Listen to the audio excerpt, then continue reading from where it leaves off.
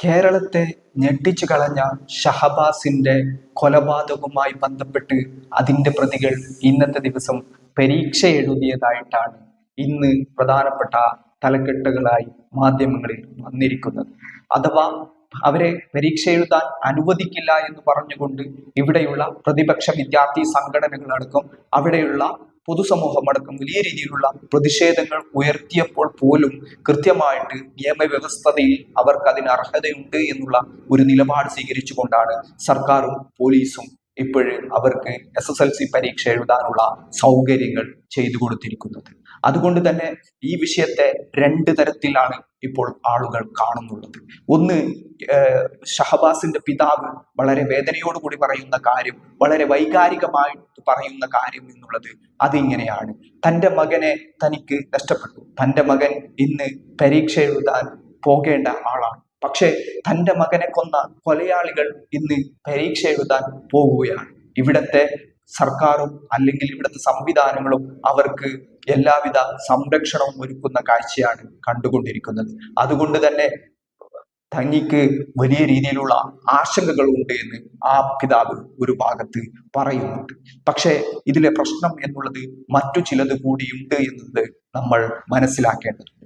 പ്രധാനപ്പെട്ട കാര്യം, ഷഹബാസിന്റെ മരണത്തിന് ഉത്തരവാദികളായ 5 പേർ ഇന്ന് പരീക്ഷ എഴുതാൻ വേണ്ടിയുള്ള സംവിധാനങ്ങൾ സർക്കാരും അല്ലെങ്കിൽ പോലീസും ചെയ്തുകൊണ്ടിരിക്കുമ്പോൾ അത് നിയമവ്യവസ്ഥയിൽ അവർക്ക് പരിഗണിക്കേണ്ട, അവർക്ക് അർഹതയുള്ള കാര്യമാണ് എന്നാണ് ഇതിനെ സംബന്ധിച്ച് അവർ പറയുന്ന പ്രധാനപ്പെട്ട ന്യായം എന്നുള്ളത്.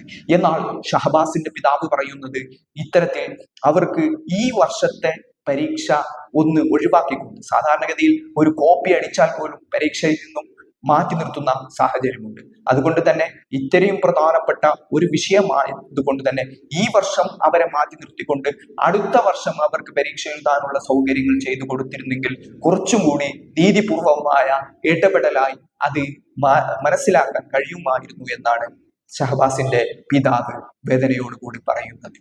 വളരെ വലിയ രീതിയിലുള്ള ക്രൂരകൃത്യമാണ് ഈ 5 പേർ ചേർന്ന് ഷഹബാസിനോട് ചെയ്തത് എന്നതാണ് ഇവിടെ പ്രധാനപ്പെട്ട വസ്തുതയായി നിലനിൽക്കുന്നത്. ഒരു മനുഷ്യനും ചിന്തിക്കാൻ കഴിയാത്ത രീതിയിലുള്ള ക്രൂരമായ ആക്രമണങ്ങൾ ടീനേജ് പ്രായത്തിലുള്ള SLCയിൽ പഠിക്കുന്ന ഈ കുട്ടികൾ ഈ കുട്ടിയോട്, ഷഹബാസിനോട് ചെയ്തിരിക്കുകയാണ്. അങ്ങനെ ഒരിക്കലും അവരുടെ കുടുംബാംഗങ്ങൾക്ക് താങ്ങാൻ കഴിയാത്ത രീതിയിലുള്ള ഒരു സംഭവമായിരുന്നു ഇത് എന്നുള്ളത്. അതുകൊണ്ട് തന്നെ വളരെ വൈകാരികമായാണ് പിതാവ് ഈ കാര്യത്തിൽ പ്രതികരിച്ചിരിക്കുന്നത്. പക്ഷെ ഇവിടുത്തെ പ്രതിപക്ഷ വിദ്യാർത്ഥി സംഘടനകൾ പരീക്ഷ എഴുതാൻ അനുവദിക്കില്ല എന്നും നാട്ടുകാരുടെയും വലിയ രീതിയിലുള്ള പ്രതിഷേധങ്ങൾ താമരശ്ശേരിയിലടക്കം ഉണ്ടായിട്ടുണ്ട്. പക്ഷേ സർക്കാരും പോലീസും അവർക്ക് പരീക്ഷ എഴുതാൻ അർഹതയുണ്ട് എന്നുള്ള നിലപാടാണ് സ്വീകരിച്ചത്. ഇതിൽ നിയമപരമായിട്ട് നോക്കുമ്പോൾ നമുക്ക് തെറ്റാണെന്ന് കരുതാൻ കഴിയും. പക്ഷേ ഇത്രയും വലിയ ഒരു ക്രൂരകൃത്യം ചെയ്ത ഒരു കുട്ടികളോട് അല്ലെങ്കിൽ ആളുകളോട് ഇത്തരത്തിലുള്ള ഒരു പെരുമാറ്റം ആവശ്യമാണോ എന്നുള്ള ചർച്ചകളാണ് പൊതുസമൂഹത്തിൽ നിന്നും ഉയർന്നുകൊണ്ടിരിക്കുന്നത്. അതുകൂടാതെ തന്നെ ജുവൈനൽ ജസ്റ്റിസിലെ ഈ പ്രായപരിധികൾ മാറ്റണമെന്നും വിദ്യാർത്ഥികളോട് നിലവിൽ നിൽക്കുന്ന അധ്യാപകരുടെ പെരുമാറ്റത്തിലടക്കം അല്ലെങ്കിൽ രക്ഷിതാക്കളുടെ പെരുമാറ്റത്തിലടക്കം മാറ്റങ്ങൾ കൊണ്ടുവരണമെന്നും ആവശ്യങ്ങൾ ഉയരുന്നുണ്ട്. പക്ഷേ ഇവിടെ മനസ്സിലാക്കേണ്ട പ്രധാനപ്പെട്ട കാര്യം എന്നുള്ളത് മറ്റു ചിലത് കൂടിയാണ്. അത് ഷഹബാസിനെ ആക്രമിച്ച ഈ കുട്ടികളുടെ രക്ഷിതാക്കളുമായി ബന്ധപ്പെട്ട് കണ്ടാണ്. ഒരു കുട്ടിയുടെ രക്ഷിതാവ് അധ്യാപകരാണെന്ന് പറയപ്പെടുന്നു. അധ്യാപനവുമായി ബന്ധപ്പെട്ട് തൊഴിലെടുക്കുന്ന ആളാണ്. മറ്റൊരാളുടെ രക്ഷിതാവ് പോലീസ് ഉദ്യോഗസ്ഥനാണെന്നും പറയപ്പെടുന്നു. അപ്പോൾ ഇത്തരത്തിലുള്ള സമൂഹത്തിൽ വളരെ ഉത്തരവാദിത്വത്തോടു കൂടി പ്രവർത്തിക്കേണ്ട ആളുകളുടെ മക്കളാണ് ഇത്തരത്തിലുള്ള കൊള്ളരുതായ്മകൾ ചെയ്തുകൊണ്ടിരിക്കുന്നത്.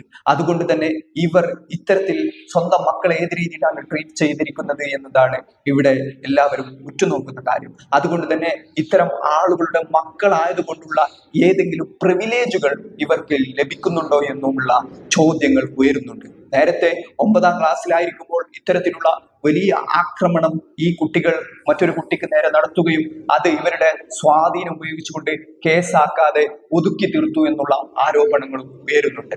അങ്ങനെ നോക്കുമ്പോൾ ഇതുണ്ടാവാനുള്ള സാഹചര്യങ്ങൾ ഇതിനു മുമ്പും ഉണ്ടായിരുന്നു. തങ്ങളുടെ മക്കൾ എന്ത് കുറ്റകൃത്യം ചെയ്താലും എന്ത് തെറ്റ് ചെയ്താലും തങ്ങൾ സംരക്ഷിക്കപ്പെടുമെന്നുമുള്ള ഉറപ്പാണ് ഇത്തരം കുട്ടികളെ വീണ്ടും വീണ്ടും ഇത്തരം ക്രിമിനൽ കുറ്റകൃത്യങ്ങളിലേക്ക് പ്രേരിപ്പിക്കുന്ന പ്രധാനപ്പെട്ട കാര്യം എന്നുള്ളത്. സമൂഹത്തിലെ ഉന്നതിയിൽ നിൽക്കുന്ന വളരെയധികം പ്രിവിലേജോടുകൂടി ജീവിക്കുന്നവരുടെ മക്കളായതുകൊണ്ടാണ് ഇവർക്ക് ഇത്തരത്തിലുള്ള കുറ്റകൃത്യങ്ങൾക്ക് പ്രേരണയാകുന്ന സംഭവങ്ങൾ ഉണ്ടായിക്കൊണ്ടിരിക്കുന്നത്. ഇവരുടെ കുടുംബത്തിൽ നിന്നും വലിയ രീതിയിലുള്ള സ്വാധീനങ്ങൾ ഭരണതലത്തിലും സർക്കാരിലും ഉണ്ടാകുമ്പോൾ അവർ അതുപയോഗിച്ചുകൊണ്ട് സ്വന്തം മക്കളെ കുറ്റകൃത്യങ്ങൾ ലാഘവത്തോടെ കണ്ടുകൊണ്ട് അവരെ രക്ഷിക്കുന്ന സമീപനങ്ങൾ സ്വീകരിക്കുന്നു. അതുകൊണ്ട് തന്നെ ഇത്തരം കുറ്റകൃത്യങ്ങൾ ചെയ്യുന്ന ഈ കുട്ടികൾക്ക് അത് തെറ്റാണെന്ന് ബോധ്യപ്പെടുത്തിക്കൊണ്ട് അവരെ തിരുത്തുന്നതിനും അവരെ അത്തരത്തിലുള്ള നടപടികൾ അവർക്കെതിരെ സ്വീകരിക്കുന്നതിനും ഇത്തരം കുറ്റകൃത്യങ്ങൾ ചെയ്യാൻ അവരെ പ്രേരിപ്പിക്കുന്നു. അതുകൊണ്ട് തന്നെ ഈ രക്ഷിതാക്കളടക്കം ഇത്തരം സമൂഹത്തിന്റെ ഉന്നതിയിൽ നിൽക്കുന്ന ആളുകൾ അവരുടെ പുനർവിചിന്തനം നടത്തേണ്ട നിർണായകമായ ഒരു സമയമാണിത്. അതുകൂടാതെ തന്നെ സർക്കാർ തലത്തിലും വലിയ രീതിയിലുള്ള പ്രിവിലേജ് ഉള്ള ആളുടെ മക്കൾ ചെയ്യുന്ന കുറ്റകൃത്യങ്ങൾക്ക് സംരക്ഷണം ഒരുക്കുന്ന ഇവിടത്തെ നിയമ സംവിധാനത്തിന്റെ പോരായ്മകൾ തുറന്നു കാട്ടപ്പെടേണ്ടതും നിയമ സംവിധാനങ്ങൾ അതിൽ നിന്നും വിമുക്തമായി കൃത്യമായിട്ട് നടപടികൾ സ്വീകരിച്ചുകൊണ്ട് ഇത്തരം കുറ്റകൃത്യങ്ങൾ ഇല്ലാതാക്കേണ്ട ഒരു സംവിധാനമായി കൂടി പ്രവർത്തിക്കേണ്ടതുണ്ട് എന്ന് തന്നെയാണ് താമരശ്ശേരിയിലെ ഷഹബാസിന്റെ കൊലപാതകവും അടിവരയിട്ട് പറഞ്ഞുകൊണ്ടിരിക്കുന്നത്.